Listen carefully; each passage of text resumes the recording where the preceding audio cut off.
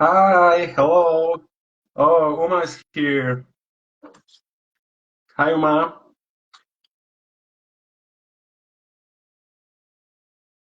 I try to add you to the chat. I hope you guys doing well.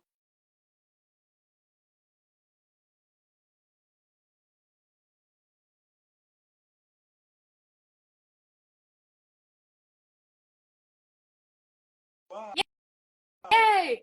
It's working. Hi, it's working. So amazing. Yes, yes, Yeah, I've had bad luck in the past, so fingers crossed. yeah.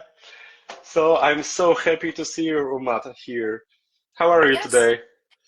I am so happy to be here, and it's so nice to meet you finally. Yeah, finally. Yeah. Um, am I hearing correct that you are going to be in the US for the IOCDF conference this summer? Yeah, I hope so. Yay! We Yeah, get to meet in person then. yeah, yeah. I'm so excited because after my diagnosis in 2023. I met so many amazing people here, and this community is so amazing, so helpful, supportive, and I'm so glad to be a part of Yeah. this community.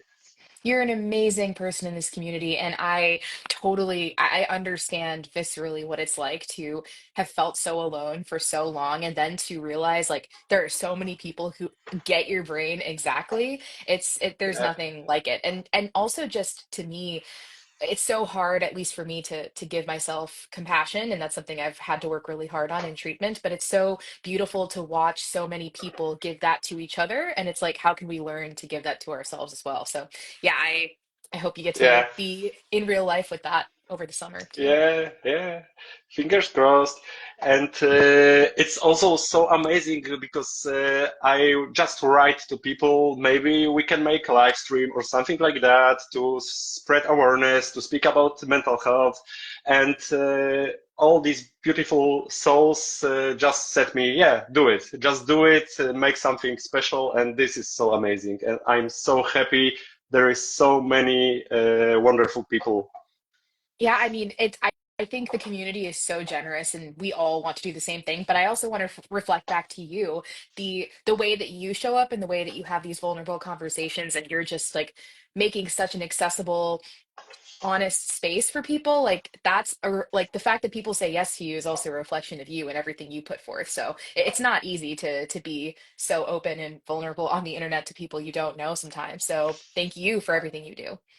Yeah, and for me it's even harder because I I think I have still problem with English, and I'm really every single conversation here is like an exposure for me, and this is amazing because I think through these live streams I can also change my brain and my point of view, and Yeah. yeah, and today we will speak about something really special because it's something different for me. Because each live I made was about OCD directly, about exposures and something like that. But today we will speak about Mhm. neuroplasticity, and this is so amazing because this is something that is great not only for OCD sufferers but for people in general. Yes. Yeah, every single And human. yeah, and we can start from this point. So, what is neuroplasticity? I'm glad you asked that question because I have a lot of answers to that as someone who obviously has lived experience and experiences the word neuroplasticity a lot in pop culture in the media. It's almost become, in some ways a pop psychology word. And then there is a actual neurobiological definition of neuroplasticity. So I'm going to sort of talk about both and how in some ways they can be bridged. But, I think most people hear the word neuroplasticity and they think it means like you can change your brain. And yes, in a very, very broad sense, that is what that means. And it's a very empowering, beautiful thing. I do wish that we had a better word to describe that because it sort of takes Mhm. away from like the biological meaning of, plasticity. But from a neuroscience standpoint, we look at the way, yes, our brain can change, but very specifically how things can change in terms of how our cells are interacting with each other, and quite literally like the synapses on our cells and the ability for them to either function differently, like Mhm. they're releasing more, they're receiving more, they're more active, and then structurally like they literally change, like the cells change both in a short term, long term plasticity, and they have different consequences and uh, different impacts in the conversation we're talking Yeah. about. But on a fundamental biological level, plasticity is both from a structural and a functional standpoint, your cells being able to change the way they function and the way they look. And then in a broader sense, like as we go through different levels of how we're understanding the brain, like we're looking at, in some of the smallest ways, like the most molecular way, all the way to cellular, to then in Mhm. a systems way, like if we change the way a cell works, then we're changing the way it's communicating with, other cells, and eventually how different brain regions are communicating with other regions, and then circuits are changing, and ultimately at the end of the day, how humans, how our brain is changing. And so yes, like I get that is what that means, but there's so much depth to it beyond just almost this like, people just say like, oh, you can change your brain, but like how? How can you change your brain? Like what exactly is happening? That's what I spend my time Yeah. like studying in my lab, in the context of OCD, but also in general. So, in simply words, we can just train our brain. We can Yes, train our brain like every single muscle in our body, and we can make a positive change for absolutely. us. Yeah. We can change our brain, and through the way like every single experience of our life. And some people like to they go off the myth that our brain stops changing when we're 25 or whatever. And Uh, there's a lot more change that occurs in terms of development and the ability for itself to change very rapidly in response to learning early on. And that can absolutely happen later in life as well. It might take more effort. Think about when you're younger and you can learn a language like within a certain age frame, but like once we're older, we can learn new languages. That yeah. is true. It's harder. It takes more effort. Same thing with behaviors. Also, the longer you do behaviors, the longer in the context of OCD, the longer you've had intrusive thoughts, like the harder it is to, just automatically learn how to navigate them. So all that to say, you can do that throughout your whole life. And it's also happening to us all the time, even if we're not doing it. Like if we're about to step out onto the street and we almost get hit by a car, like the next time we're going to go on the street, most likely we're going to look like extra for the car. Mm, Like that is our brain changing. If we didn't have adaptive plasticity, like we wouldn't survive. So that just to yeah. debunk any myth that it's, something that slows down or is way harder to do. And then the last thing I'll say in terms of like you can do that via action, but also especially in the context of mental illness for people who are taking medications, like medications are also, changing our brain. That's a little more Yeah. obvious, but I just wanted to add that into the picture as well. Yeah. So, I have um, one thing when I started learning, teaching my son skateboarding, and I started skate with my son.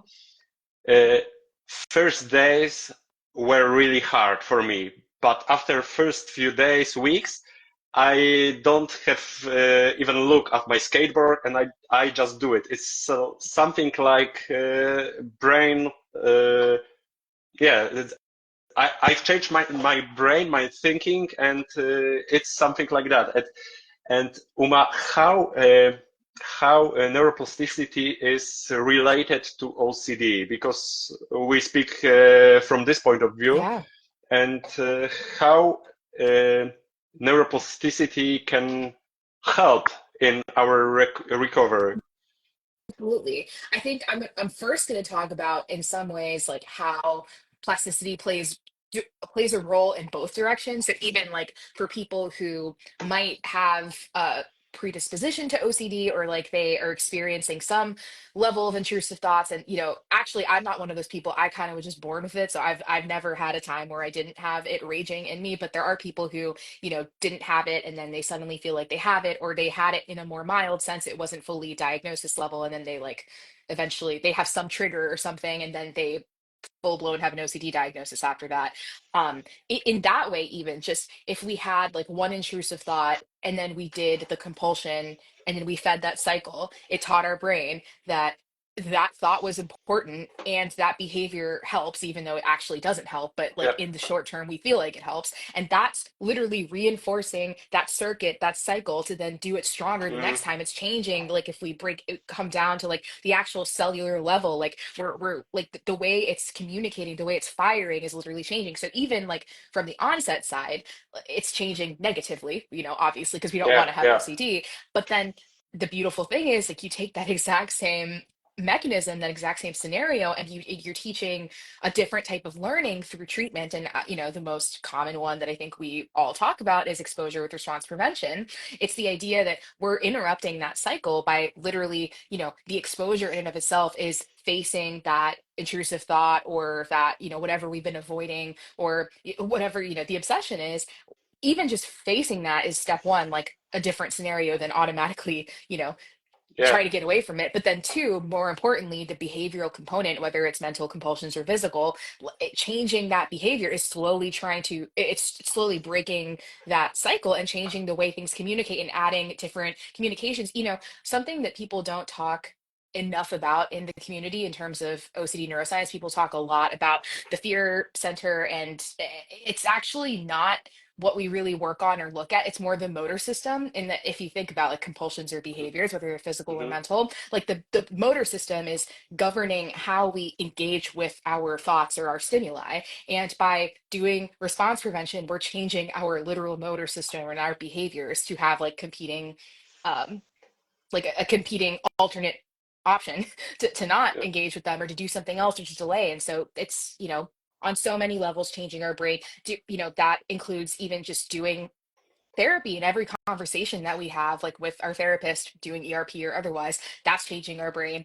The everything that we experience after the ERP, like not just the changing our behavior, but then like whatever comes next in terms of, oh, like I was able to actually go outside, and then I was able to experience sunshine, and I have all these positive Yeah. responses, like that's also changing our brain and further reinforcing a different cycle. And then, of course, medication, duh. So, yeah, it's quite literally changing our brain. Yeah, and we you said about ERP. It's a great example of something that can change our point of view, our brain, and our behaviors. But how can we start with plasticity in our life? I think Mm, I have one example. I've tried to brush my teeth not with the right hand but with the left hand. It's and this is something amazing because this is like a new experience, and mhm. I think these small things can always help us to understand that we can change something. Absolutely. That's such a great example. I also think about for myself, I am surprise, surprise, very habitually driven. And, I have some added fears associated with doing things differently, and even just this discomfort doing things differently. And for me, I'm constantly seeking out ways, like you just said, to like change things up. And it's hard to actually do it, but I'm seeking out opportunities to do it. So if you drive or you walk somewhere, like you could take an alternate path, you could turn a different direction and walk around another way, or you could challenge yourself to break habits like that. You could change the timing of the time you do certain things, like maybe the time you wake up, if that Yeah, doesn't hurt your physiology too much. You can change your routine. You can change, yeah, you can do things um, more. impulsively, again, in a healthy way. Like for me, I, for many good reasons, like I have to schedule most things I do because I have like a lot going on and I'm very busy. And so, even phone calls with friends and stuff to make sure it actually happens, like I have to put on the calendar. But also sometimes like I could find a free moment and I could just call someone, and that's breaking a habit right there. So that's very specific to me, but just however you can do things differently. But then also, if you ever notice in your head like some sort of rigid rule, like it could be a fun game to just break these rules. I started doing that, and then I heard about it more from Tracy Ibrahim, who I think you've also had on here, who's incredible. She's Taboo Tracy on Instagram, Yeah, and she's a therapist, and she helps her in yeah, OCD. she's She amazing. Yeah, Yeah, I just watched her. I spent some time with her one day in her like hotel room. We were just hanging out, and I just watched her like every time there was something that she was gonna do. She was like, her brain told her to like walk a certain way. She's like, I'm gonna walk the other way. Or like if her brain told her like, put these shoes on. It's like, I'm not gonna put these shoes on. Just being a rebel, like yeah, with the things that your brain tells you, whether it's, OCD or not. Like it's sometimes hard to parse yeah. that out, but just have fun and be a rebel, you know?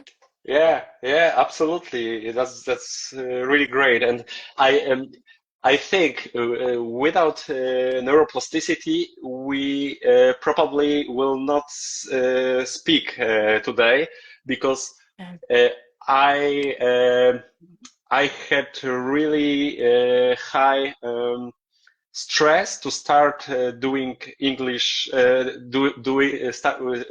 before starting doing live stream in English, Yeah. because it's so stressful for me, because I really want people to understand me correctly, Yeah. and after first time my brain has changed, and yeah, I can do this, and every single next conversation is much easier, and this is amazing because my brain, my point of view has changed, and I can do things that I cannot do it in the past.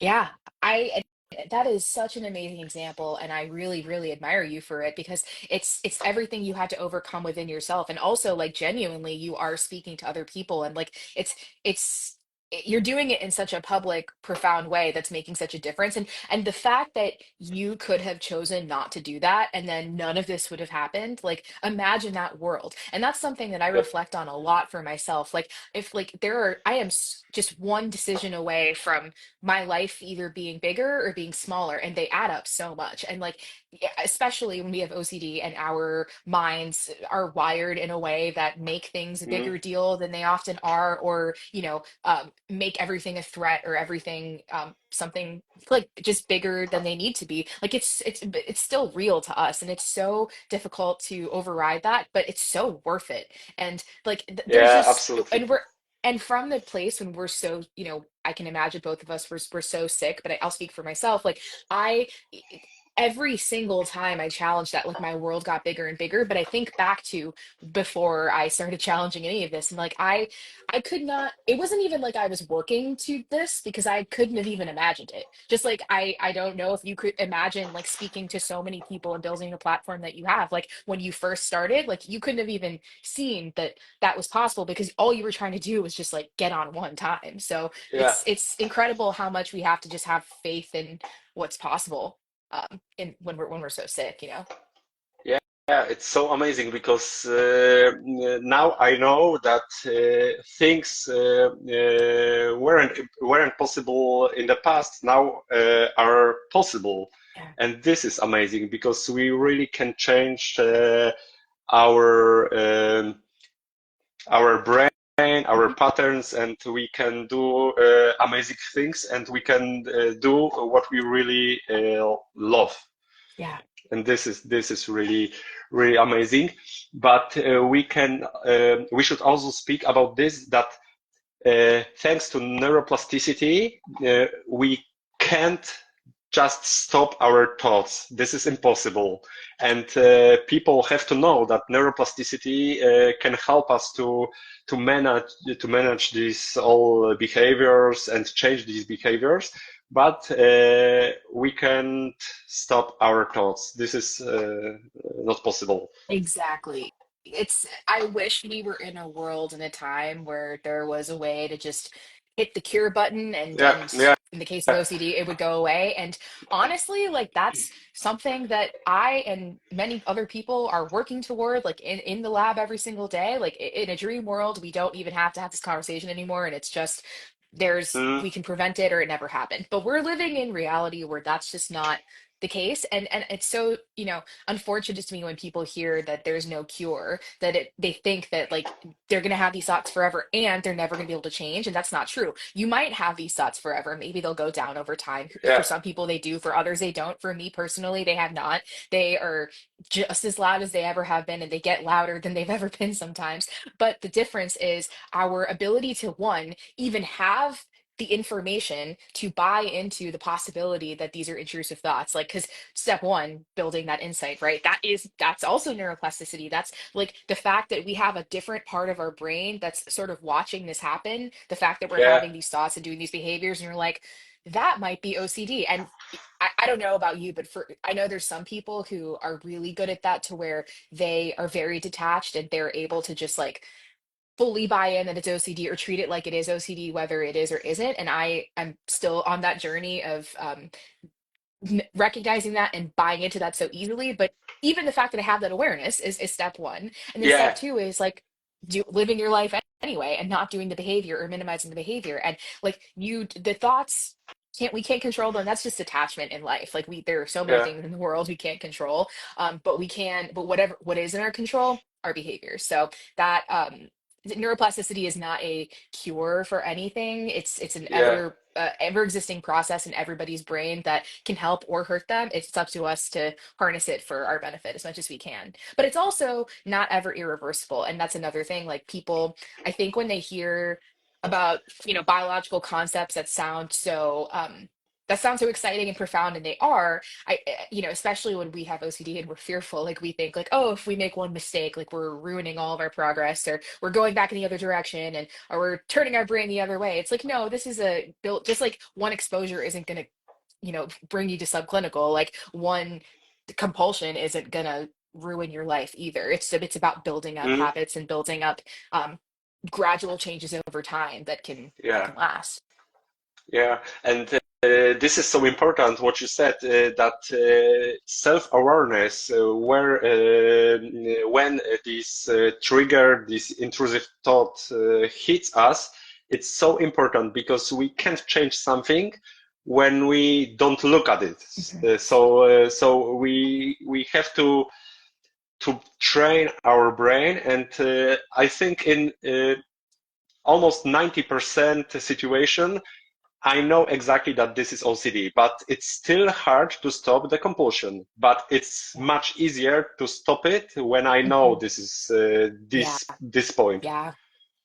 And Yeah. this is also about neuroplasticity because we train our brain to recognize Mhm. these triggers, these tricky moments our OCD hits us. Yes. And we train our brains to withstand the really crushing doubt and uncertainty about, is this OCD or not? Like you have an intrusive thought and you're like, is this actually a real threat I should act on? Or is this, like our brain is telling us, or is it OCD? And you Yeah, might not even know that. And part of treatment is to, just move forward and do your best anyway, unless you have actual evidence that is rooted in reality and it's being reinforced by other people as well, yeah, like, which is always hard to figure out, and there's no perfect way to navigate that. But even just going through that process and then deciding to do your ERP, but like just when you decide to do your ERP, it doesn't make like you fully believe that it's OCD, right? Like for some people, yeah, maybe, but not always. So even just being like, either way, I can handle the distress that's going to come with this. That's changing your brain too, because so much of OCD and its pathology is that it's driving such intense horrible feelings, and the reason we do compulsions is because we don't think we can and should handle them, which makes sense. Like, why would anyone want to handle that? But then we learn like that's the way to get better. So yeah. Yeah, yeah. And this is really hard, but I think it's worth everything because we can just sit with our thoughts, with compulsions, and our world is pretty small. We can't do what we really love, and by training our brain.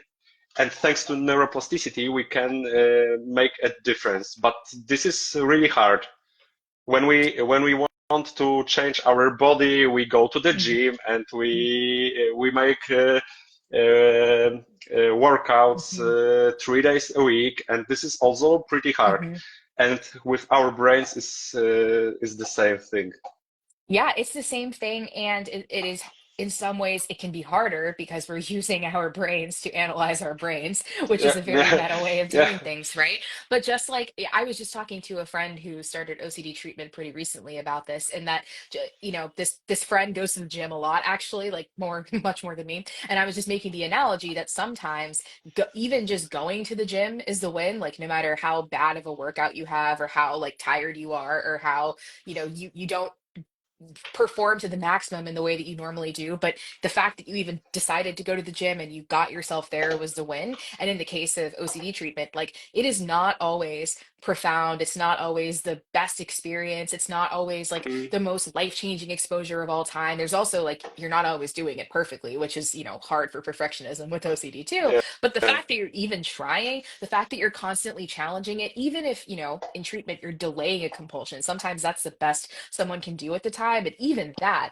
is changing your brain. It's not all or nothing. yeah, It's on a gradient, and like as long as you do something and you keep building on that, you are changing your brain. Even going to treatment, if you can't do the ERP yet, like even just talking to someone and showing up, that's you showing your brain that like there's an alternate yeah. option.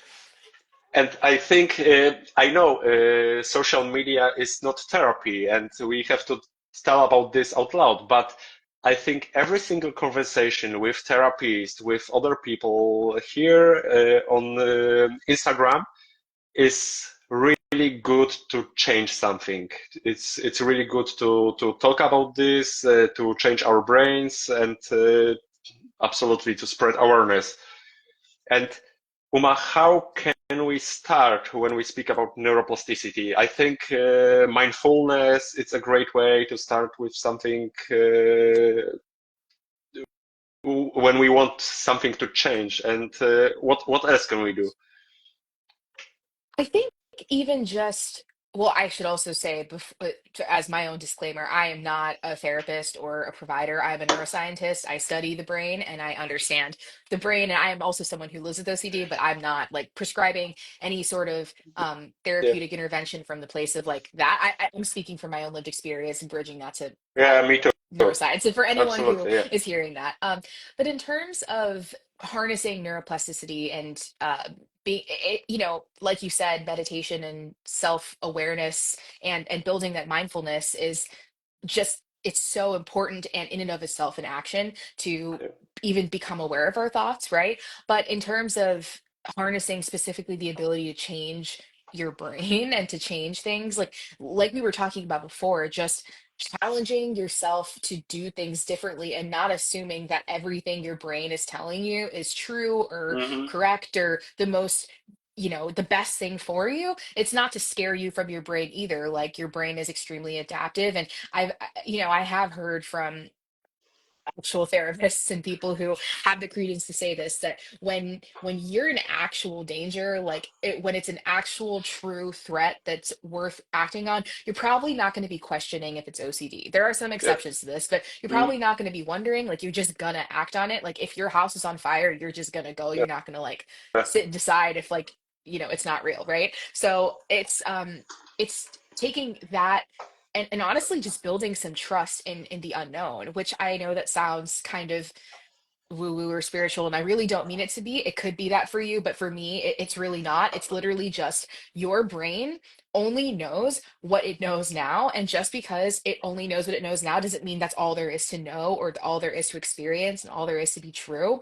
And by learning about concepts like this, like the concept of neuroplasticity, like the fact that biologically your brain can change, it's giving you more information to think about what is possible outside of what your brain is telling you all the time. Like we were both talking about before, like we can't imagine what things can look like differently or how different they can be, like unless we actually do anything to challenge or change that at all. And so really it is a leap of faith, just like it's a leap of faith to do treatment. And I think like if you understand concepts like this, it kind of helps people make that leap of faith with treatment, because otherwise treatment can sound extremely bizarre to someone who's stuck in their OCD, and you know it sounds like it's going to be a threat. So it's really just taking information like this and doing your own research, and don't Yeah, talk yourself out of it. Just get more information about it and then just hold that within yourself as a possibility.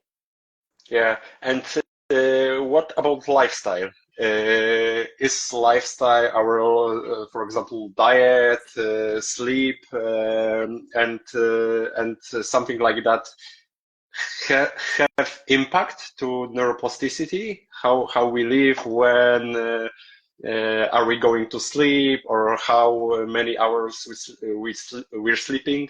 For sure, yes, in that, like I said, plasticity at its core is something that is occurring all the time, and there are chemicals and molecules in your brain that are literally making this happen, like on a cellular, molecular level, and otherwise. And so there are ways to harness that understanding and to increase that. I know, so there's something called brain derived neurotropic factor, BDNF, which is associated with Mhm. signaling cascades, are associated with structural and functional plasticity in the brain, coming back to what we were talking about before. And there are actual things you do that are health promoting, generally speaking, that will increase BDNF, and also that has other effects in terms of your general mood and cognition and all the things. But things like exercise and movement, and I think, hi, hello, your dad is awesome. But yeah, I guess instead of exercise I will say movement, because movement is something that anyone can engage with, and it's not a prescribed version of exercise.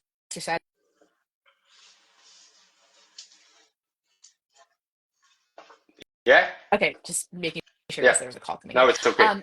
So yeah, so that, and in terms of sleep, in terms of making sure that you are nourished and that you're eating regularly, like anything that you consider to be health promoting probably is going to help with just your general brain operating at its max capacity, your body operating at its max capacity, and thus creating those chemicals and increasing that signaling for you to harness for neuroplasticity. Now, I also say this with the caveat that there are probably people listening who are in survival mode and just don't have it, or are just they're far from being able to have the executive function and ability to do all of those things. Like that's something even I still struggle with, and I'm very open about that. And so I don't want this to be said in a way of like, if you don't do those things, you're not gonna be able to change your brain and you're not gonna be able to get better. Like that's not true either. But there are ways you can help the process, and it's not all or nothing, and it's not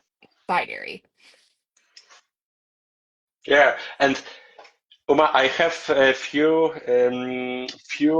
myths about neuroplasticity here, and I think you will agree with me. So many people think that yeah, my brain works just like that, and I can't change this. And this is absolutely not true, because we can change this, but it's not visible as Mhm. fast as we want to. Mhm.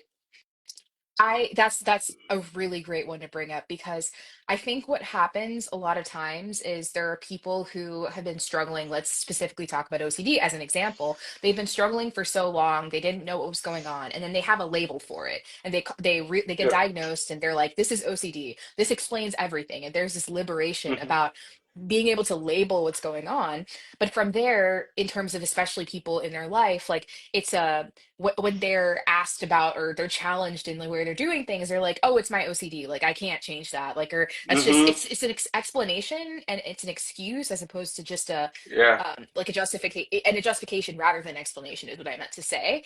And both things can be true. It can be used as an explanation for what you're experiencing to convey that to somebody else, but I think people fall short in that they then live in that sense of relief rather than doing something about it, yeah, which it's hard because also like you said, like and we've talked about treatment isn't instantaneous and it's not gradual, so it can feel for people when they're starting treatment like, oh, like I'm just going to be this way forever, like this is so hard. And like I said so many times in this live, like you just can't see what can be different and possible like until you do more hmm, things and you build up to that. So I think people forget that or miss that or haven't even been told that, and they are just like using it as a describer, and that's just not true. And the way I would argue with them if they were going to listen was like, if your brain couldn't change, if that's just the way you were, you would never learn anything new, you would never do yeah, anything new, you'd never talk to anybody new, you'd never learn someone's name, you'd never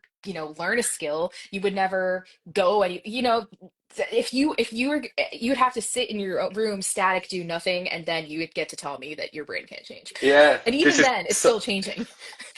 yeah, this is so amazing example because yeah, this is everything is possible, but we have to work on that. And the next example is that people think or can think that neuroplasticity can erase our OCD, and this is also impossible because it's just like with thoughts.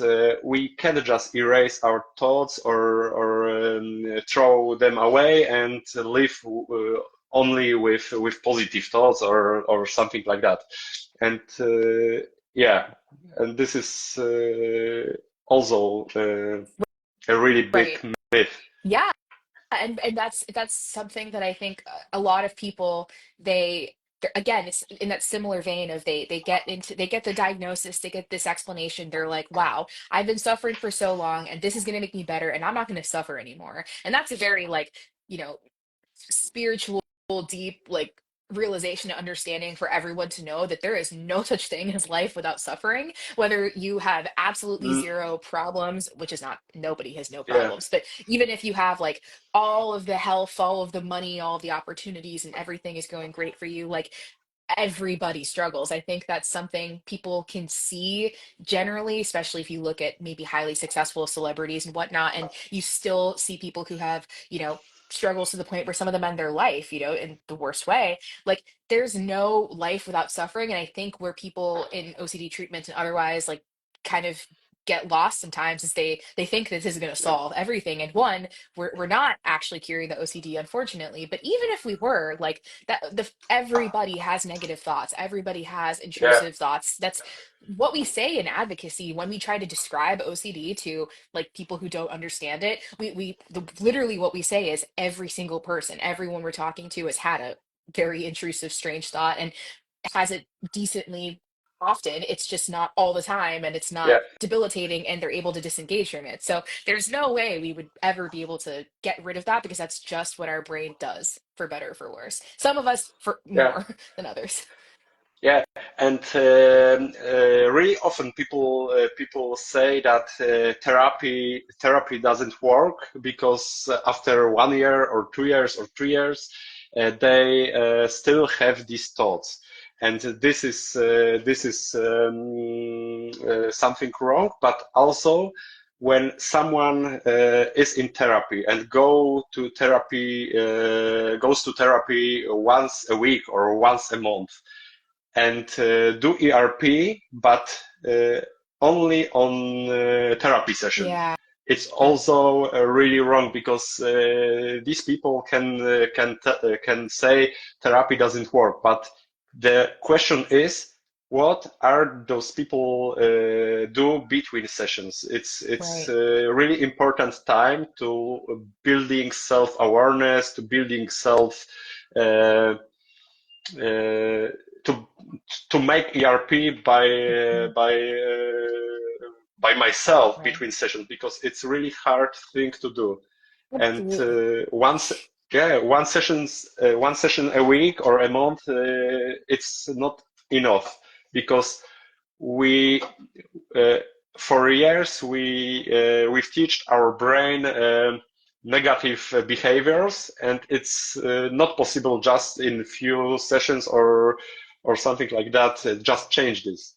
Right. No, that's exactly it. And I find, it's really unfortunate to me that sometimes OCD is so debilitating that Mm, right, the last thing you want to do is treatment, and then you get yourself to treatment and you're there once a week or once a month or more than even once a week maybe, but still it's within an hour. And then from there, like you're just learning information, maybe practicing a skill, but that does almost nothing for you if you're not doing it the other 23 hours of that day and mm, the other 6 days of that week. Like it's that, I mean, it sounds like a lot because it is a lot to go through, to rewiring your brain essentially, but that's what it takes to be able to get better. And it's a process that I think a lot of people fall into, like just doing it in the session, and then it's so scary that they never do it again. And I would say, like, if that's not something your provider is helping you with from a lived experience standpoint, I'm saying that, like, if your provider isn't, if you don't have a trust with them to even tell them that, they just think you're doing your homework when you're not. And mm, then if they're not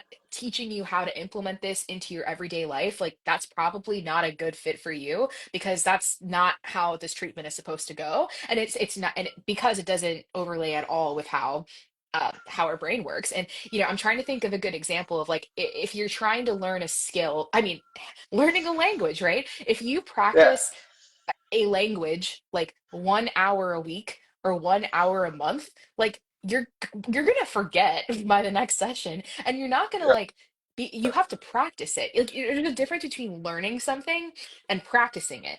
And even if you're practicing in that 1 hour, like that is not going to stick. Our brains are made to be, especially our memory systems, are made to be super adaptive to where we take in information all day long. Like, I can right now see a whole bunch of things outside. I'm probably hearing random noises. I'm going to take in so much stimuli my whole day. And if our brain, like, retained all of that information, like, we would not be functioning. So it's filtering out and, like, in your sleep, getting rid of the vast majority of things you take in a day. And that includes the things you do in your 1 hour a week session or 1 hour a month yeah, session, unless you reinforce that and practice it and teach your brain to remember it, and change your habits. We were talking about habit formation before, and your motor systems. Like, you can't just learn about doing something, you literally have to do it. So that was a long ramble. I'm sorry. yeah. I'm just very passionate about that. Also because, as a lived experience example, like, have been, I got diagnosed before I found proper treatment, unfortunately, which already took too long.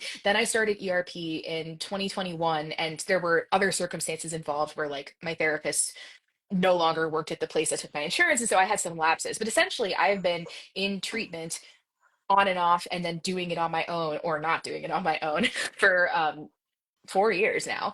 And currently still, and this isn't to scare anyone, it's just everybody's journey is different. Like, Mm, I am still in ERP twice a week. I also sometimes have a third session with another provider, and it's changed my life leaps and bounds. But, like, I had to learn, one, I needed more sessions per week, and two, that I needed to, what we were practicing in session, like, if my therapist would hold me accountable, and she was like, did you not ruminate, like, outside of the yeah, session? I was like, no, I just thought I just do that here. She was like, no, no, no, you do that everywhere, all the time. And that has been the single most thing that has changed me. So I have been that person that we're talking about, where I avoided it because it was so difficult and I didn't hold myself accountable. And it's really easy to blame the therapist or therapy for not yeah. working, but, like, you have to be real with yourself about, are you actually doing the work? Because Yeah. that's where it really works. If your therapy session is a protected space where, like, yeah, you can trigger yourself, but, like, it's within the confines of a protective space, versus, like, the real triggers are out in your life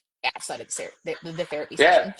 yeah. On therapy session, it's much easier to start ERP because when we have a therapist who can we trust, it's much easier to make these scary things. Yeah, Hmm. and when we are alone in our home, it's much harder to do this. And this is the point. Therapy can learn us how to start, but Mhm. all the work It's on us. we have to do. Yeah, exactly. And I'm so happy that I started this project, this intrusive OCD memes in English, because when I would do this in Polish, we will probably not speak now, and I will Yeah. probably uh, not met so many amazing people, Yeah. and this is also neuroplasticity, because every single time I have an idea in my mind and I want to share with everyone some funny stuff or some not so funny stuff, but really something what I'm really feel inside. I have to train my brain.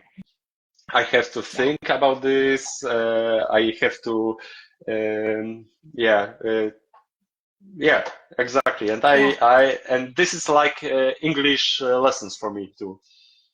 I appreciate you being so open about that too, because I don't know if you get this kind of feedback from your community and people who consume your content, but for me, in my journey of advocacy and being more public over the past few years, I'm constant like no matter how honest I am, I'm still constantly met with people kind of saying like, oh, well, you can do that, but I can't, or like you seem Hmm. so confident, I can't. And I'm like, no, like literally every single day, like it sounds really morbid, but like every single day is a challenge for me. Like me getting on here, I have a lot of intrusive thoughts, or if am I going to say the right thing? Do I actually know what I'm talking about? Am I an imposter? Am I a liar? Like it just there it's endless. Like that my brain has not stopped talking. But I had the choice of either, training my brain to handle those thoughts, to handle those thoughts and to show up anyway and to live toward my values and risk potentially making a mistake, or I would just live in a bubble and never do absolutely anything. And life is so much bigger having these conversations. And so I Yeah. appreciate you sharing that so openly, because I think people could look at you and how many live streams you've done and how amazingly you share your content and just think like, oh, like he hasn't figured it out, like it's easy for him, but like I couldn't do that. Like Mm, his yeah. OCD is so much like easier than mine. I've had people tell me like, you have no idea what bad Yeah. OCD is. Like if you can do all this, because my OCD is so bad. I'm like, I was at the extreme Y box for like the vast majority of my life. I've now found myself to moderate to severe. I'm not even subclinical. Not that it's a competition, but like Hmm. it's you can live your life even if you have really hard OCD. Like Yeah. this is just an example of us challenging ourselves. Yeah. And before, oh, Zach is here. Hi, Zach. Uh, Before every single conversation, I am so stressed. But after and during this conversation, I'm really happy Mhm. I did this. I did that because it's so amazing to share our experience, our stories with other people.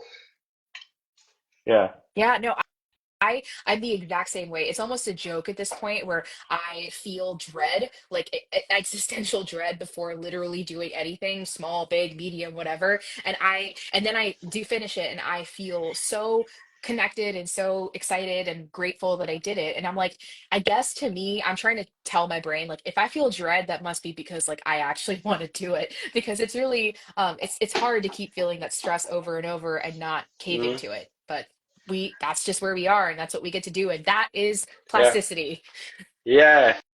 Hooray! So I'm so excited and I'm so happy we done this and we did this and I hope we can meet. I can meet you in in Chicago. Yes, absolutely. I'm so glad we did this too. And I also really, really loved getting to hear everything that led, or many things that led to you even doing this. I never would have known that you had fears around and struggles with like, teaching yourself English and feeling like you could have these Mhm. conversations. So thank you for being an example of that. It's such a great, especially in terms of neuroplasticity, it's such a great example because we talk about learning languages all the time in Yeah. neuroscience and in those concepts. So thank you for sharing that. Thank you for creating such a beautiful space to be honest. And thank you for all the content that you create. And yeah, it's funny, but then there's also just like talking about the true experiences of our pain. And I appreciate that you do that while also showing up